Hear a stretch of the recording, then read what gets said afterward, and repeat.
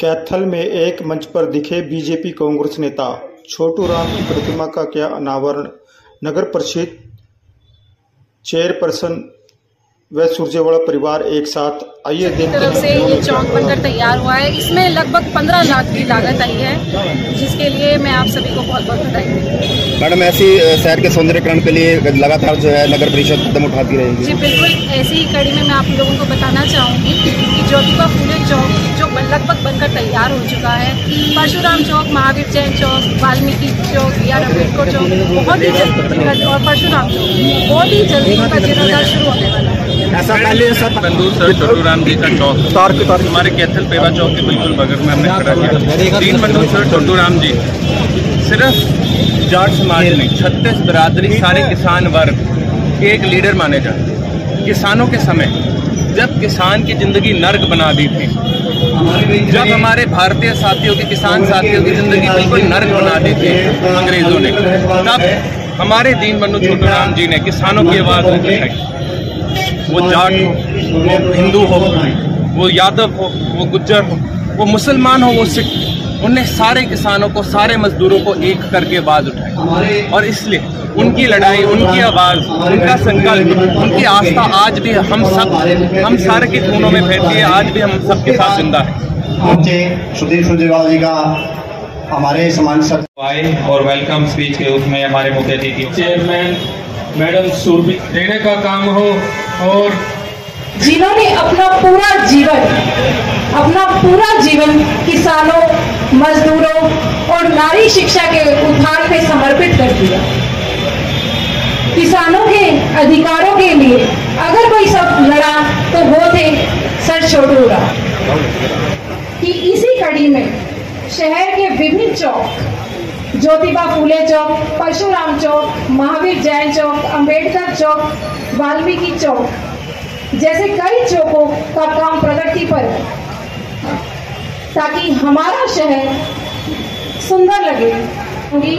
कि मजदूरों की जिंदगी सुधारने वाले हमारे साथ छोटू राम जी हमेशा अमर रहे और मैं हमेशा उनके चरणों में ऐसे ही वंदना करती रहूं।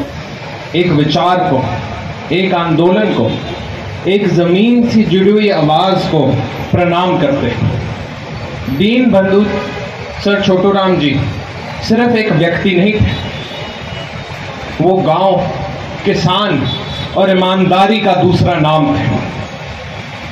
वो सिर्फ जाट समाज के गौरव नहीं थे, वो पूरे किसान वर्ग के, हिंदू हो, मुसलमान हो, सिख हो, कोई भी जाति या धर्म हो, उस सब का गौरव बढ़ाते थे। क्योंकि वो खुद हमेशा कहते थे,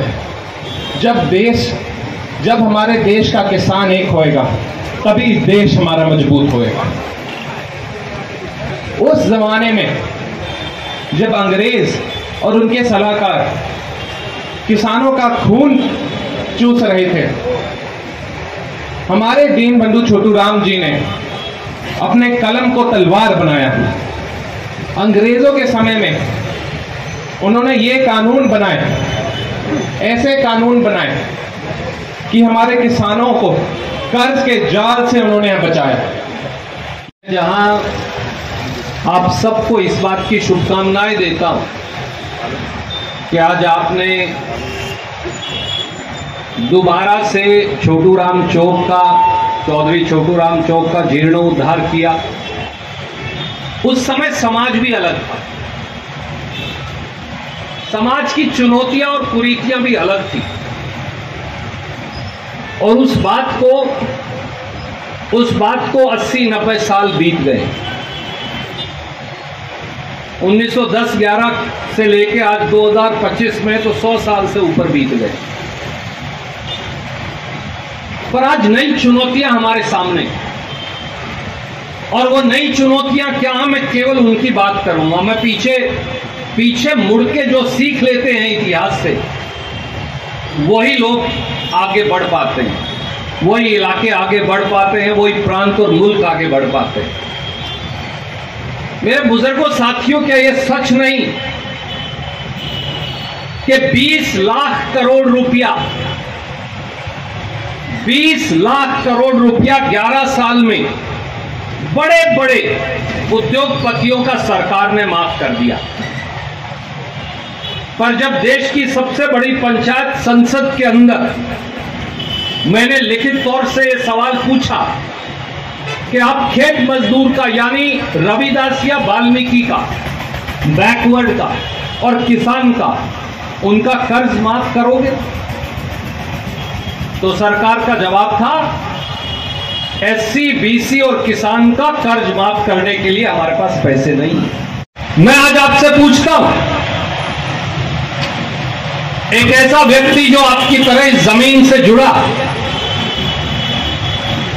इस जमीन की मिट्टी की खुशबू में जहां आपका लहू और पसीना है, वहां मेरा भी। मैं आज आपसे पूछता हूं, जब 20 लाख करोड़ रुपया उद्योगपतियों का माफ हो सकता है, तो किसान और गरीब मजदूर का 5 लाख करोड़ माफ क्यों नहीं हो सकता? यह सवाल पूछने का समय आ गया।